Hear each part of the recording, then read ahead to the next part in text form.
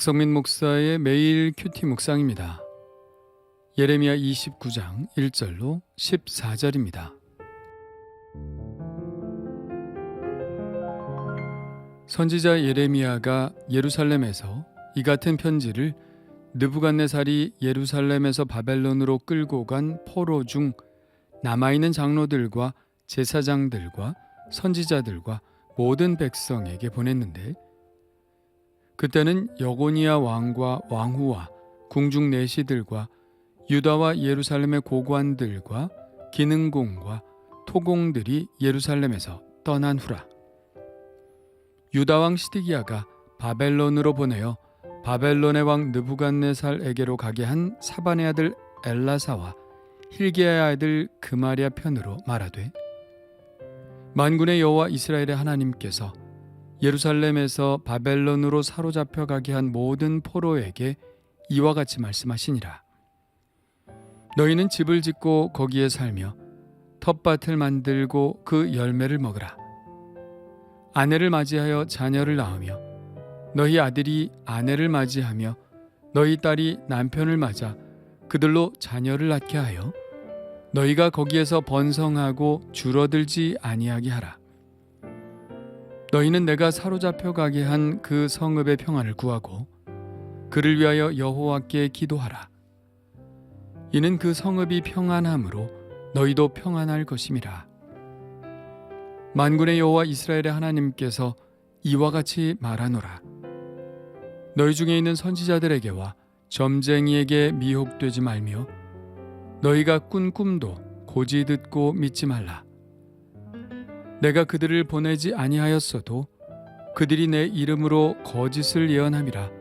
여호와의 말씀이니라. 여호와께서 이와 같이 말씀하시니라. 바벨론에서 70년이 차면 내가 너희를 돌보고 나의 선한 말을 너희에게 성취하여 너희를 이곳으로 돌아오게 하리라. 여호와의 말씀이니라. 너희를 향한 나의 생각을 내가 아나니 평안이요 재앙이 아니니라. 너희에게 미래와 희망을 주는 것이니라. 너희가 내게 부르짖으며 내게 와서 기도하면 내가 너희들의 기도를 들을 것이요 너희가 온 마음으로 나를 구하면 나를 찾을 것이요 나를 만나리라. 이것은 여호와의 말씀이니라. 나는 너희들을 만날 것이며 너희를 포로된 중에서 다시 돌아오게 하되 내가 쫓아 보내었던 나라들과 모든 곳에서 모아 사로잡혀 떠났던 그곳으로 돌아오게 하리라. 이것은 여호와의 말씀이니라. 아멘. 예레미야는 바벨론에 이미 사로잡혀가 있는 사람들에게 편지를 써서 하나님의 예언의 말씀을 전합니다. 2절에는 지금의 상황을 설명하고 있죠. 여고니야 왕과 왕후와 궁중 내시들과 유다와 예루살렘의 고관들과 기능공과 토공들이 예루살렘을 떠난 후라고 되어 있습니다. 요시야 왕이 죽고 그 아들 여호아스가 왕이 되었으나 석 달 만에 애굽으로 잡혀갔죠. 그리고 요시야의 다른 아들인 여호야김을 왕으로 앉힙니다. 여호야김은 11년을 다스렸는데 바벨론 왕 느부갓네살이 예루살렘을 점령했을 때 죽고 그의 아들 여호야킨이 이어서 왕이 됩니다. 오늘 말씀 2절에 언급되고 있는 여고니야가 바로 여호야킨 왕입니다. 그가 왕이 될 때 나이가 8살이었는데 바벨론 왕 느부갓네살은 그가 아버지의 원수를 갚을까 두려워하여 그를 바벨론으로 잡아갑니다. 그러고는 그의 작은 아버지인 시드기야가 유다의 마지막 왕이 되죠. 이때 곧 여고니야가 바벨론으로 끌려갈 때가 주전 597년입니다. 2절의 말씀처럼 이때 많은 고관들과 기술자들이 여고니야와 함께 바벨론으로 끌려갔는데요. 이때 함께 끌려간 사람 중에는 그 유명한 에스겔 선지자도 있었습니다. 지금 예레미야는 그렇게 이미 끌려가 바벨론에 사로잡혀 있는 사람들에게 하나님의 말씀이 담긴 편지를 써서 보냅니다. 마침 시드기야 왕이 바벨론으로 공식 사절단을 보내는데 그 중에 사반의 아들 엘라사와 힐기야의 아들 그마리아 편에 편지를 전달하죠.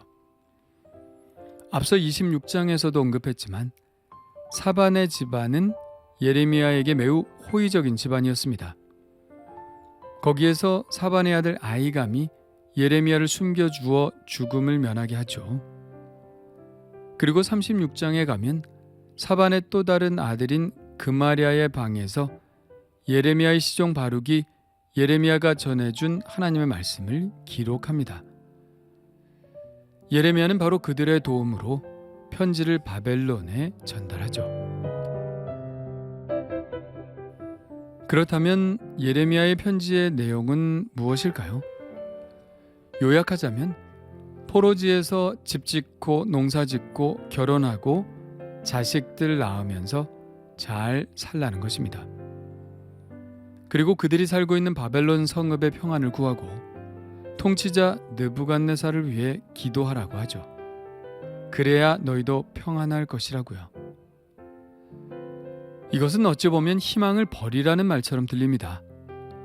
앞서 28장에 보면 거짓 선지자 하나냐는 바벨론이 지웠던 멍에를 하나님이 꺾어버리셔서 빼앗겼던 성전 기명들과 사로잡혀갔던 포로들이 2년 만에 돌아오게 될 것이라고 예언했죠.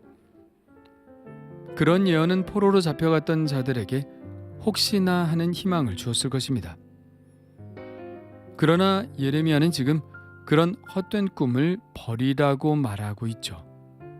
2년이 아니라 집을 짓고 농사를 짓고 살라는 이야기는 10년 이상을 말하는 것이고 또 자식을 낳고 살라는 이야기는 30년 혹은 60년까지를 이야기하고 있는 것입니다. 예레미야의 이 편지를 그들이 읽었다면 그들은 매우 실망했겠죠. 그들은 이제나 저제나 고향으로 다시 돌아갈 것만 바라고 있는데 바벨론에서 잘 살아가라니, 그것도 원수와 같은 바벨론 왕과 성읍의 평안을 위해 기도하라고 하니 기가 막힐 노릇이었을 것입니다. 이는 마치 6.25 때 북에서 남으로 내려온 실향민들의 마음과 같죠. 그들이 피난을 내려올 때는 얼마의 시간이 지나면 북의 고향으로 돌아갈 생각으로 버텼을 것입니다. 조금만 참으면 고향으로 돌아갈 수 있다고 생각하고 모든 결정들을 유보한 채 살아갔을 것입니다. 결혼도 안 하고 자식들 낳고 정착할 생각도 하지 않았겠죠. 그러나 그렇게 세월이 흘러 70년도 훌쩍 뛰어 넘었습니다. 그들에게 예레미야와 같은 선지자가 있었다면 그들은 좀 더 빨리 포기하고 남한 땅에서 잘 정착하며 살았겠죠. 그들이 그들의 희망을 포기하는 데는 적지 않은 시간이 걸렸을 것입니다. 하나님께서 예레미야에게 이 말씀을 전하라고 하신 것은 하나님이 정하신 분명한 때가 있으셨기 때문입니다. 그리고 하나님은 당신이 정하신 때까지 당신의 사랑하는 백성들이 이방 땅에서 평안하게 살기를 바라셨죠. 행여 되지도 않을 일들을 위해 애쓰다가 불행한 삶을 살게 될까 예레미야를 통해서 당신의 뜻을 전하신 것이죠. 이 세상의 정세는 변할 수 있습니다. 그러나 하나님이 원하시는 것은 어떤 정세이건 당신의 백성들이 평안하게 사는 것입니다. 그래서 신약 성경에도 보면 이와 비슷한 말씀들이 많이 나오죠.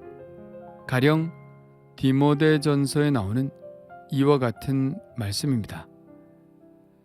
그러므로 내가 첫째로 권하노니 모든 사람을 위하여 간구와 기도와 도고와 감사를 하되 임금들과 높은 지위에 있는 사람을 위하여 하라. 이는 우리가 모든 경건과 단정함으로 고요하고 평안한 생활을 하려 함이라. 사실 하나님은 그들의 포로 생활의 연수를 이미 정해놓으셨습니다. 10절에 이렇게 말씀하시죠. 여호와께서 이와 같이 말씀하시니라. 바벨론에서 70년이 차면 내가 너희를 돌보고 나의 선한 말을 너희에게 성취하여 너희를 이곳으로 돌아오게 하리라. 하나님이 정해놓으신 포로 생활 기간은 70년이었습니다. 이 연대로 그들은 주전 537년에 1차로 포로 귀환을 하게 되죠. 그런데 정말 70년일까요? 남유다가 완전히 망한 것은 주전 586년이니까 49년 횟수로 50년입니다. 70년은 아니죠. 50년은 오히려 율법에 나오는 자유의 해, 즉 희년에 해당하는 기간이죠. 그러나 제일 처음 포로로 잡혀간 것은 주전 586년이 아니라 그 한참 전인 주전 605년인 것을 생각하면 이때 다니엘과 세 친구가 잡혀갔죠.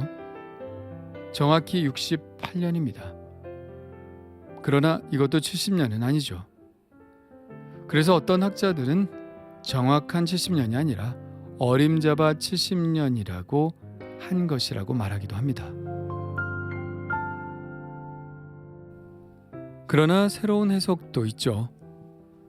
예루살렘 성전이 완전히 파괴된 586년에서 다시 포로로부터 돌아와 예루살렘 성전을 재건한 연도인 주전 516년까지를 헤아리면 정확히 70년이 됩니다. 그래서 많은 학자들이 이 70년을 예루살렘 성전을 기준으로 생각하기도 하죠. 어쨌든 하나님은 70년을 포로로 징계를 받고 다시 하나님께로 온전히 돌아오는 시간으로 정하시고 예레미야를 통해서 이 말씀을 전하도록 하십니다. 예레미야의 이 말씀, 당장은 그들에게 절망을 줄지도 모릅니다. 그러나 하나님의 생각은 다르죠. 그들이 이 기간을 하나님의 말씀대로 잘 보내게 될 때 그들은 그들을 향한 하나님의 놀라운 계획을 만날 수 있을 것이기 때문입니다. 이렇게 말씀하시죠. 여호와의 말씀이니라. 너희를 향한 나의 생각을 내가 아나니 평안이요 재앙이 아니니라. 너희에게 미래와 희망을 주는 것이니라. 이 말씀과 함께 하나님은 예레미야를 통해서 이 기간 동안에 포로로 잡혀가 있는 사람들이 어떻게 행동해야 할 것인지를 말씀하십니다. 우선 앞서 이야기했듯이 헛된 희망을 품지 말고 잘 정착하고 살라는 것과, 둘째는 선지자나 점쟁이들 또한 꿈꾸는 자들이 하는 말을 믿지 말라는 것입니다. 앞서 하나냐라는 거짓 선지자가 예레미야가 전하는 하나님의 말씀을 물타기해서 백성들로 하여금 하나님의 말씀을 못 듣게 방해했듯이 이들이 하나님의 진리의 말씀을 흐리게 할 수 있기 때문입니다. 하나님은 이들에 대해서 반드시 벌하실 것인데 이들은 소경이 되어 소경을 인도하는 자들이기 때문입니다. 그들이 거짓 예언을 하지 않았다면 구원의 길로 갈 수 있는 많은 사람들을 미혹하여 진리에서 떠나게 하기 때문이죠. 또 세 번째로 그들이 행해야 하는 것은 하나님께 나와 부르짖으며 기도하는 것입니다. 온 마음으로 그들이 하나님을 찾으면 하나님께서 그들을 만나 주실 것이라고 말씀합니다. 그렇습니다. 70년의 시간은 그냥 흘려보내는 시간이어서는 안 됩니다. 마냥 기다리기만 하면 저절로 오는 시간이 아닙니다. 기다리면서 준비해야 하는 시간입니다. 하나님의 징계의 시간은 결코 시간을 때우는 시간이 아닙니다. 새롭게 되는 시간이어야 하고 성장하는 시간이어야 하고 더 하나님과 친밀해지는 시간이어야 합니다. 하나님은 포로기의 시간을 그들을 변화시키는 시간으로 삼고 계시는 것이죠. 우리도 광야의 시간을 통과할 때가 있습니다. 버티는 시간, 인내하는 시간을 겪을 수 있습니다. 그러나 그 시간들은 결코 헛된 시간이 아니어야 합니다. 낭비되는 시간이어서는 안 됩니다. 나의 죄를 철저히 회개하고 하나님의 말씀으로 채우며 하나님과 깊이 교제하면서 친밀해지는 시간이 되어야 합니다. 그래야 하나님이 주시는 참된 소망을 만날 수 있습니다. 그렇다면 지금 나의 모습은 어떤가요? 어렵다고 포기하거나 낭망하고만 있지는 않은가요? 아니면 하나님과 더 친밀한 교제를 통해서 하나님의 또 다른 계획과 만날 준비를 하고 계신가요? 주님 감사합니다. 우리를 향한 하나님의 계획은 재앙이 아니라 평안인 줄 믿습니다. 지금 혹 나의 상황이 좋지 않다 하더라도 그것이 궁극적인 나의 삶의 결론이 아닌 줄 믿습니다. 이 시간에 더욱 주님과 교제하고 싶습니다. 더 많이 알고 싶습니다. 더 하나님의 마음과 합하는 삶을 살고 싶습니다. 주님, 제 삶에 깊이 들어오셔서 저를 고쳐주시고 새롭게 하여 주옵소서. 그래서 하나님의 새로운 계획이 제 앞에 다가올 때 기쁨과 소망을 가지고 맞이하게 하여 주옵소서. 예수님의 이름으로 기도합니다.